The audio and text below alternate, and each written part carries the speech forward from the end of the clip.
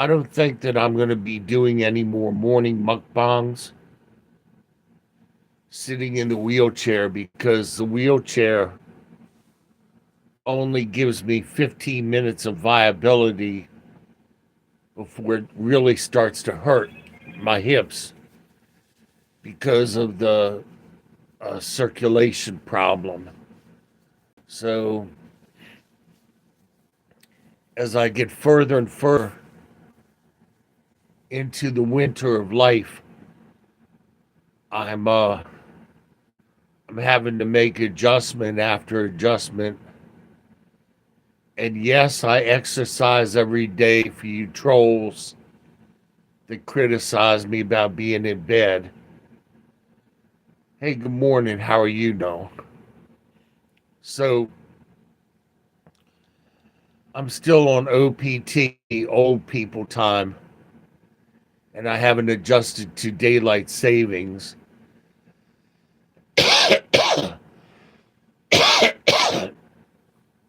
So, uh, yesterday was a day of horrendous attacks by the devil, and I spent the day quoting God's word, speaking God's word over the problem, because God's word is above everything in Jesus' word. And so even if you have a sickness unto death, you don't give up. You keep speaking God's word, speaking it in faith. Years ago, when I had the accident and they were trying to bring me back to life for over 4 minutes, people were praying for me. And this one girl wanted to come into the ER and be with the group. They told her no because she was a witch, and she would have thrown a wrench into everything. So, hey, good morning. So, in any case, uh, they prayed and prayed, and this one pastor said, "Well, I don't care that we're in public in the emergency room and all. We're going to pray for this man." And I remember like being like 15 feet above myself, watching the activity as they tried to revive my body. And the doctor said, "Well, this man is a train wreck." I can even remember how many people were in the ER. It was 5 men and 1 woman, 6 people working on me. But in any case, prayer saved my life. And during those few minutes, I was in the most beautiful paradise before they yanked me back into this veil of tears. I actually think that I ought to get a discount for having died one time already. I think I think I shouldn't have to go through it again. So I'm holding out hope that with all of the craziness in the world, maybe I'll get taken in the rapture. My father used to talk about the rapture way back into the 1960s, and he would irritate my mother. He said, if the rapture happens, Alice, grab the steering wheel, meaning she wouldn't go. And it used to really tick her off. But I'm watching people this morning queuing up to wait in line at banks and that kind of thing to see if their money is going to be there. And everything is happening so fast. It used to be that like once a year some big event would happen, and then it was like once a month and once a week. Then it was like once a day. Now it's like every hour something happens. And there's some sort of special report and all that kind of stuff. I feel bad for the people who have their funds locked up in these banks, because a lot of them are going to lose their jobs because their companies don't have enough cash to stay afloat. And I've dealt with that stuff before. I was watching Janet Yellen, the lady from the government. Hey, South Africa, how are you? So I was watching this lady, Janet Yellen, and she's credentialed as far as academia goes, but I don't think she has very much real world experience. Years ago, I worked for a company that was going bankrupt, and it was like the movie Raisin in the Sun. This guy came through the door with this awesome deal to sell us his company, and I got a real bad vibe about it. I told my boss, I said, Sam, if this guy comes through the door selling free bars of gold, don't buy anything from him. So long story short, the boss went over top of me, and he gave this man thousands of dollars that our company didn't have. So he dried up all of our working capital, and then we came to find out that this man had tried to sell his company to other big firms like BFI and Waste Management, and they looked at his books and everything and figured out it was a bad deal, so they didn't take it. But my boss did, just on a handshake. So at that point, my company started to spiral downwards. And I got to a week where I couldn't even make payroll for the men. And when you have a bunch of garbage men who worked out in the heat for very little money, and then you got to tell them that hey, you're going to have a riot on your hands. So what I had done out of desperation, and I never told anybody else in the company decision, but there was a very big construction job in the area, and the guy wanted assurance that there'd be plenty of demolition boxes on a regular schedule, on a minute-by-minute basis, in order to pull the job off, converting this old dinner theater into a whole block of luxury homes and townhouses. So I told him, yeah, I'll get it done. So I used demolition boxes from my company, a sister company, a competitor, and another company. I had 4 companies all bringing boxes onto this construction site. And people don't ask any questions. Different companies, somebody made the arrangement, with different companies, different construction firms. But it was all under one sub. So what I'm saying is I floated the work, and I got paid by the customer, and then I decided to pay my payroll and then use the rest of the money to pay a little bit on time to the other companies, figured out a solution to the problem. But the fourth blow came when a young man who wasn't taking good care of his truck didn't put oil in the motor and the motor locked up, and the motor would have been $10,000 to replace it. So I had to park the truck, and that was that. That was the last nail in the coffin for our company. So, like I said, I was making the payments to the other companies, but running out of cash. And I come in the office, and the boss's wife is crying because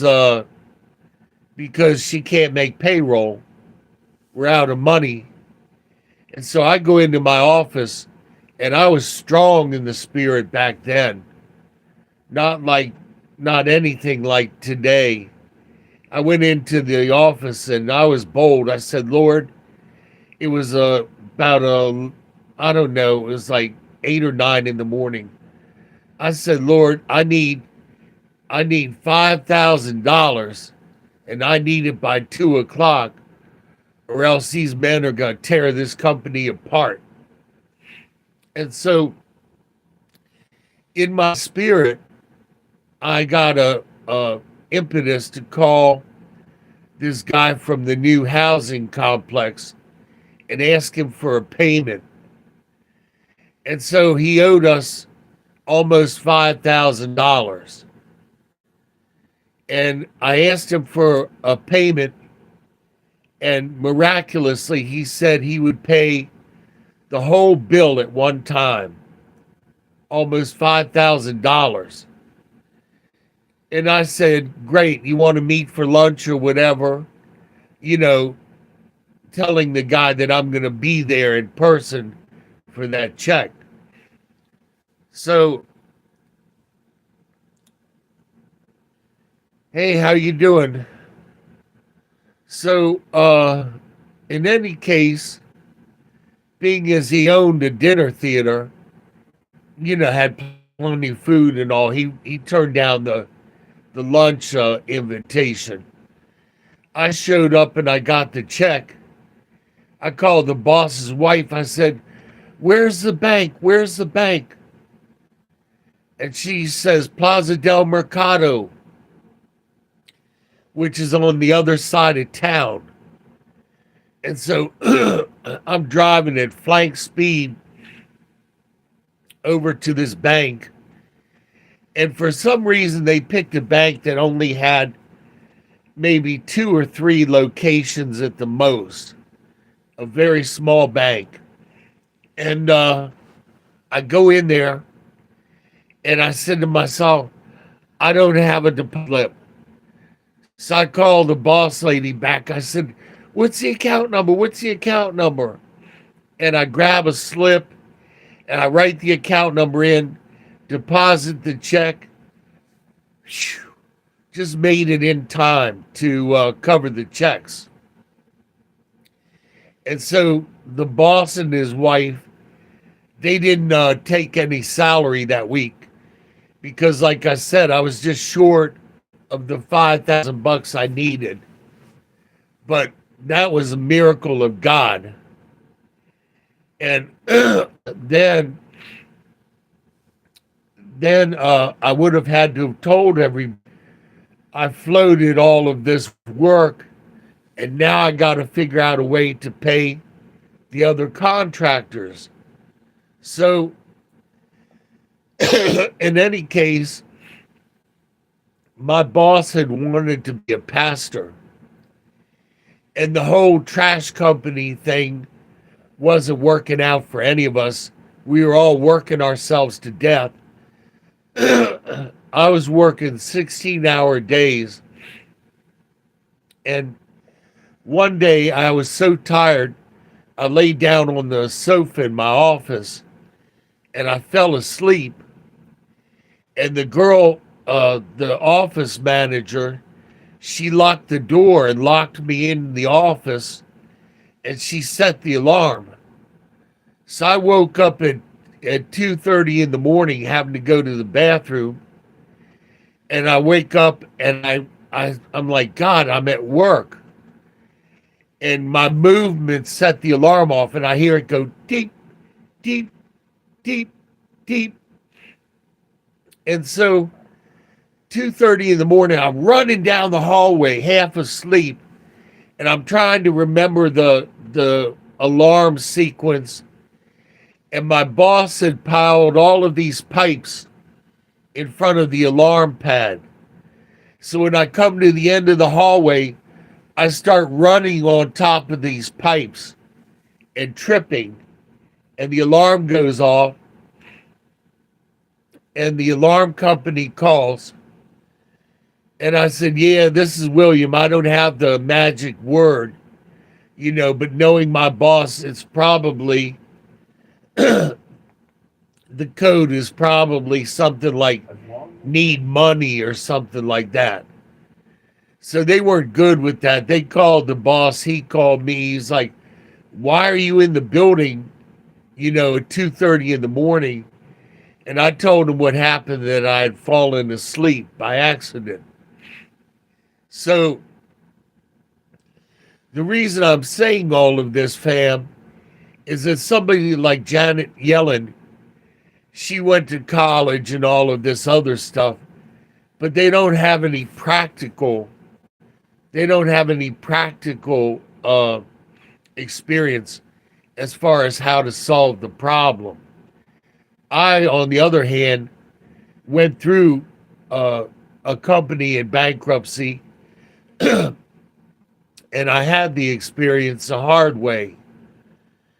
So long story short, I called this company down in Washington, and I was going to float more money, and the whole house of cards is stacking up higher and higher and getting shakier and shakier. And I come to find out that the boss's son didn't do the billing for the month. He had put all of the billing into a cardboard box, but not mailed it out to any of the customers.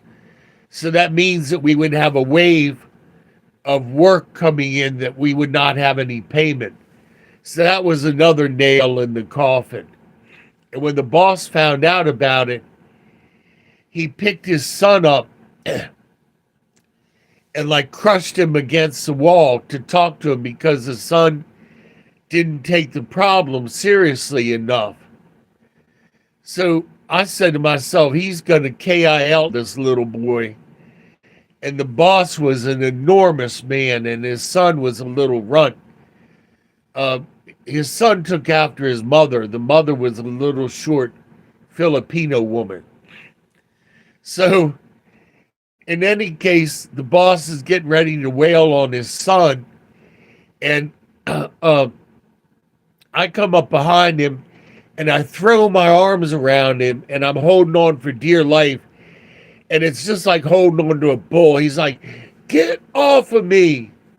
And he backs up and he crushes me into the wall and knocks a hole in the shape of a person into the drywall behind the door.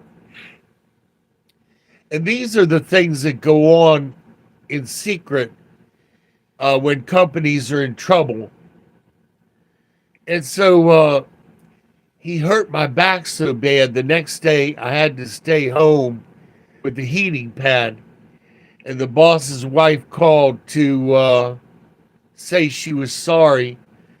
And I told her no problem, which was a lie, because I was in a lot of pain. And the office was a wreck. The boss was in the hallway, and his little ears were down. He was like a little mouse that was defeated. He was like, doesn't anybody care? And there wasn't anything I could do. I didn't know that this boy hadn't done the billing for the month because he was lazy. He was just lazy. And the boss had given him the position because he was his son. And that's when you get into the trouble with hiring friends and family. And the man that he had hired as the uh, over everything, and I was really fuming about that because I was expecting that position to go to me, but he hired this guy who was supposedly an egghead who didn't bathe. I mean, the guy wore a three-piece suit, but people literally in the office were like, man, you got to bathe, because we all have to hold our nose upwind of you at meetings and stuff. But guy was very good at making forms, but he was a terrible administrator. So he goes into my shop and he wrecks my computer trying to load a program on it. And then he tells my mechanics to work on his personal car to save him from having to go to the gas station and get the car worked on. But by that time, I have a truck now that needed work that doesn't get done. So I had an argument with that guy. And the whole thing is collapsing. So I get on the phone and I call this company in Washington. And I told the guy, I said, Bruce, this is Will from so-and-so. I said, I'll make you a deal. You pick up our trash and we'll do the billing and pay you. And then we'll work something out. So he was like, okay. And all of our trucks were junk. We had one brand new truck, and the kid on the truck would hop out and throw the brake on, and then he would throw the recycling or whatever in the truck, and then he would pull on the brake and hop out before the truck stopped. So he gets to this one cul-de-sac. He pulls the brake and the little button flips back in. He hops out of the truck. The truck goes over the hill and down the hill and crashes into these people's living room. My brand new truck. So that truck is gone. So I told the boss, I said, look, we're out of business. There's no way we can continue on.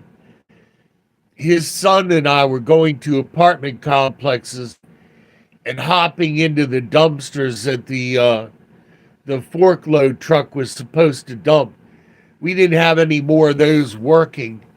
So we would back a rear loader truck up to the dumpster, hop in the dumpster, and take the trash with our hands and throw it into the back of the rear loader. A real filthy job, because the trash is all soupy.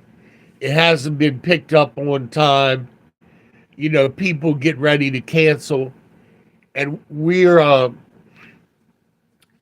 making apologies to our customers every day instead of picking up their trash. So I get the meeting scheduled with this guy down in Washington, and I go down there, and the guy is very handsome. He looks like Michael Vick, the football player. And we have lunch together, and he's in an Armani suit, but he's wearing one of those golf hats with the fluffy ball on top. And my little voice is saying, Will, don't laugh because you'll blow the deal. Don't laugh. And he leans forward and he goes, Will, I know you didn't get all swole up eating garlic bread, salad, and water. And I had a businessman's lunch. When you're having business, you don't want any food that's going to drip down your face like spaghetti or anything messy. So I got a salad with lemon juice, garlic bread, and a glass of water with lemon in it. A $5 lunch.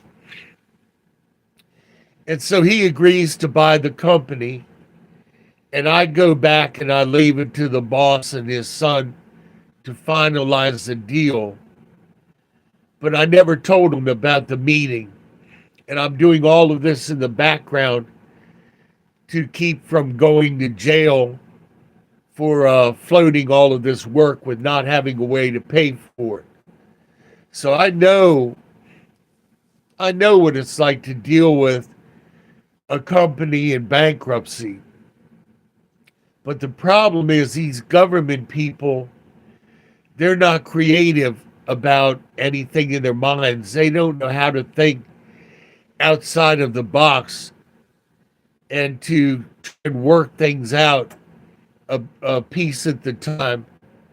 They're just going to throw a whole bunch of taxpayer money at the problem instead of fixing it. So we're in for quite a ride, fam, because our government is good and broke now. Uncle Uncle Joe, excuse me, he's going to float a $7 trillion budget this year. And it's going to have all of this woke crap in it that's gotten us in trouble in the first place. And so when I think of the 2024 election, I think the country is just too far gone at this point for it to be salvaged. And I'm sorry to say that. But even Mexico is giving up on us, and they're going to join Russia and the BRICS countries. You know, when they're right at our doorstep, we're going to have a communist Mexico right at our doorstep pretty soon. So America is getting more and more isolated. We're not going to be the world's reserve currency. China is buying up massive amounts of gold in order to back their currency. And our currency was fiat, which is just worthless paper. And it was based on it being a promissory note. And it was based on our economy and on oil. And both of them are destroyed thanks to Uncle Joe. And I'll tell you, fam, this administration worked quickly to destroy this country in a very short while of 2 years. You figure over 2 years ago, we were energy independent. You know, we were leading the world. And now we're a beggar with our hat in our hand, looking for handouts. We've given away our fuel reserve. We've given away all of our ammunition and tanks and stuff that we can't replace. So he has brought us to the brink of disaster. And when Karine Jean-Pierre said that she had talked to President Obama, she made a Freudian slip. But I firmly agree with everybody who says that Bathhouse Barry is running this country into the ground using Sleepy Joe as a puppet. Because Barry has always hated this country. And I'm sorry to say that, but people have to wake up. And now the only thing that you can do at this point is you got to make sure that you got food in your house, pay up your bills as best you can, make sure there's gas in the car. And I'll tell you, fam, when we start having power outages and all that other happy crap, when this stuff really hits the fan, you're going to go to the kitchen and you're going to turn on the tap. There's probably not going to be any water. So what I would suggest, if I were you, is I suggest filling your bathtub up and leaving it full of water so that when the time comes, you'll have water to flush your toilet, washes and stuff. And then if things settle down You can still add warm water to the bathtub. And yeah,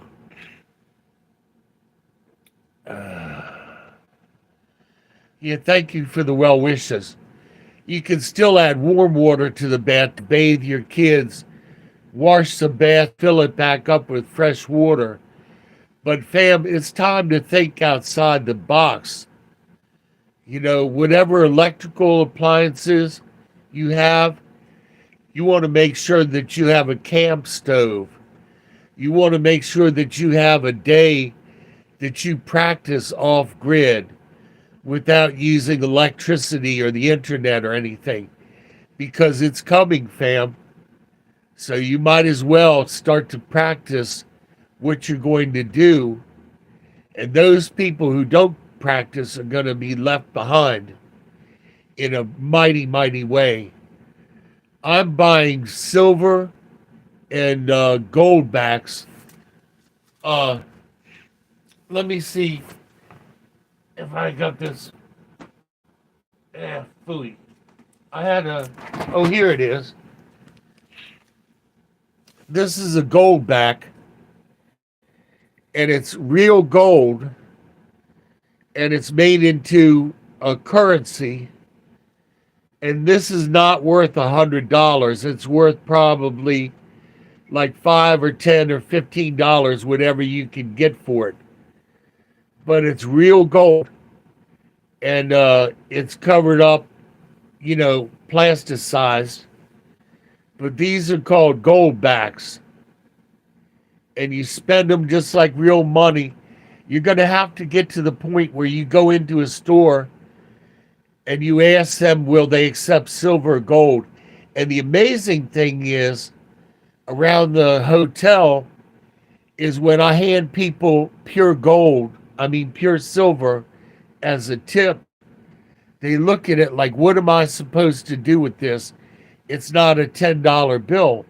They don't understand that the paper money is going to be worthless for anything other than to wipe your butt on pretty soon.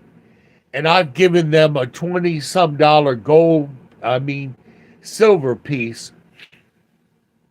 Most of what I get is silver because that's the poor man's gold. But silver's going to go up, gold is going to go through the roof. And these people that are telling you to invest in stocks and all of that, they're lying through their teeth because they know the whole house of cards is getting ready to come down. Mark Dice. Yeah, people. I paid housekeeping last month in pure silver, and the one guy smiled. I'd never seen him smile in his life. He smiled. He got the idea. The other lady, she was like, well, what is this, a silver dollar? And I said, no, don't spend that like a silver dollar. That's $20 worth of silver there. But she looked at it like, well, it's not paper money. She didn't understand about, SHTF and all of that. But fam, do like the rich people do. You take your money. If you can't get to your money in the bank, you can still get to it through your credit card. So if they won't let you have your money today, you take your money from the bank, you pay into your credit card, and then you buy food and gasoline, you pay your rent, you pay your credit cards off, you make sure you got water, and you make sure you got an alternate way to heat and cool your house and to protect what you have. And I'll tell you what, they're taking away people's GUNS from them and limiting their ability to protect themselves, even as they let criminals out of jail. So for my money, it's time to go to the pound and get yourself a mean little dog, like a pit bull or something like that.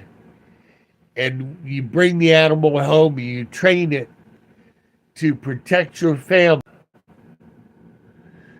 You don't want that dog wagging its tail for a stranger. And for my money, I would teach the dog its commands in like Portuguese or some language that the average person isn't going to know, so that the person can control your dog. Look, this animal is for protection. And the harshest thing I'm going to tell you right now is they want people to eat worms and all of this other ridiculousness. They're getting rid of the chickens and the cattle and all of that other stuff. If you want to eat worms, you need to get a source of meat that you can butcher yourself. And since they won't let you have chickens, you need to get rabbits. There isn't a jurisdiction in this country that doesn't allow you to have rabbits. I know that sounds harsh, but you need to. When the day comes and the stuff hits the fan, you're going to need to butcher those rabbits so that you'll have something to eat. Anyway, I got to go. Pop out.